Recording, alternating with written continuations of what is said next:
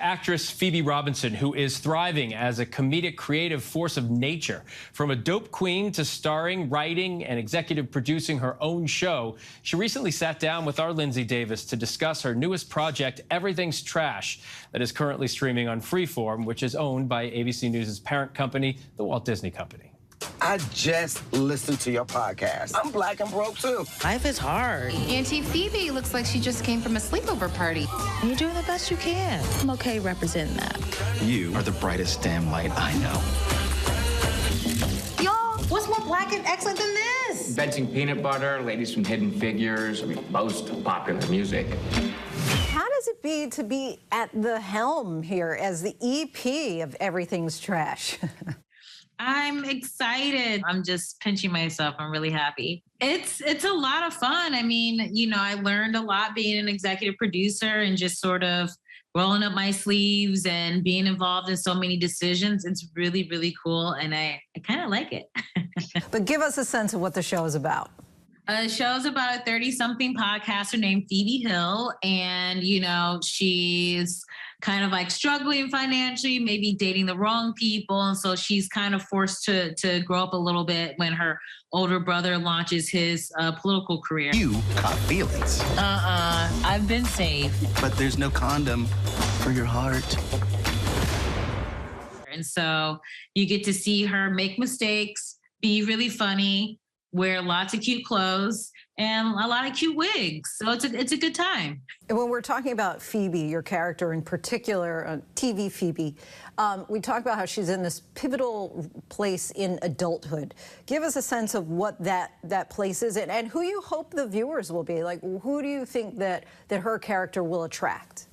Yeah, I think when you're in your 30s and you don't have everything figured out, sometimes people can look at you like, what's wrong with you? And I wanted to sort of kind of point to the fact that not everyone has their life sorted out by 30. Some don't have it sorted out by 40 or what have you. We really want this show to be like, she's a flawed person like all of us. So I think that anyone can really relate to her. Even if you don't agree with all the choices that she makes, you can go, yeah, I remember when I, did that thing or that's something that like my friend went through. And I really just wanted to have that be a part of the show and also show that her brother Jaden, who on paper has everything together, he's married, has a good job, is a great father. For the past 8 years, I've been a nonprofit lawyer, and that's led me here. I'm not gonna lie, I didn't know much about you, but you seem cool. He's also has flaws and he's messy and like he needs her in a way that she sometimes also needs him, and they complete each other in a way and lift each other up. Now, the book came out in 2018. At some point in the book, you were kind of talking about the premise of everybody thought when Obama was elected, everything was going to be great. And then it was like, everything was not so great ultimately. Would you say now, when we're talking about 5 years later, have things gotten trashier? Are things better? Stay the same? I feel like we're always under some sort of duress, just as human beings. And so I feel like the trash is probably a little bit worse, but mostly the same. And I think, what I'm inspired by is the way that I see people are stepping up and being there for their communities, even when it seems like everything is just so heavy and we're making no progress. So I think I see a lot of uplifting stuff happening as well, in addition to a lot of the sort of like tricky, tough times we're going through. And you're so young, you've already done so much, from the podcast of Two Dope Queens and the stand-up specials, you've done movies and TV. By the way, you also are a New York Times best-selling author. So now, taking this role as the executive producer, tell me about how you feel your comedic muscle has really evolved over time. Yeah, I think really with time, I've gained more confidence, and I really believe in my gut, and I follow the instinct. I'm also like okay with being wrong, because I think, before you're like, if I admit that I'm wrong, then someone's going to realize I made a mistake and I'm weak. And now it's like people respect you if you go, you know what? That wasn't the best call. Tell us about Tiny Reparations, what you're doing now, and also the backstory on that name. Yeah, I mean, So my production company, Tiny Reparations, has been around since 2019, and my imprint, Tiny Reparations Books, has been around for almost a year now. And you know, the joke sort of like started, the title, it was a joke, like Tiny Reparations. Like I remember when Jessica and I were doing Two Dope Queens, and we would always say like, oh, we're too ignorant to get, you know, like reparations financially, but we can get like those small moments where things go our way.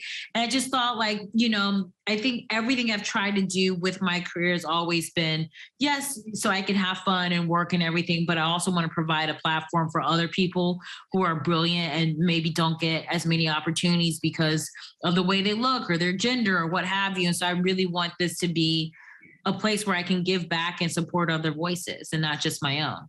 Having gone through so many different versions of, you know, a lot of people just do podcasts or just do TV or just do movies or just do books.